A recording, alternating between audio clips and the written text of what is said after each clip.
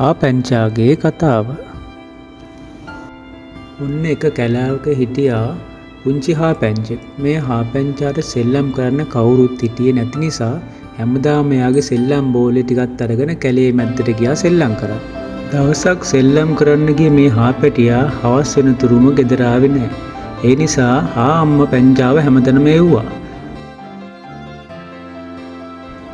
කැලේ ඉන්නේ ගම්මානේ හිටපු ළමයෙක් මේ අම්මා අඬනවා දැක්කා. මොකද හාමිනේ මේ අඬන්නේ? අනේ මගේ පුතා සෙල්ලම් කරන්න ගියා තාම ගෙදර ආවේ නැහැ. අනේ මගේ පුතාව හොයලා දෙන්න.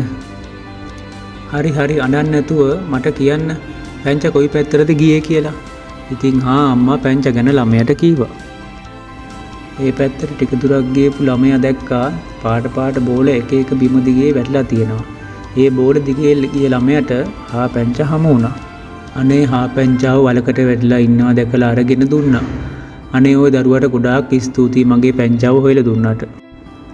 ඒක සුළු දෙයක්. මම කලේ පැංචාගෙන් වැටුණු මඟ සලකුණු දිගේ ගිහිල්ලා පැංචාව හොයාගත්ත එකනේ. ඔන්න ඔහොමයි අම්මා පැංචාව හොයාගත්තේ.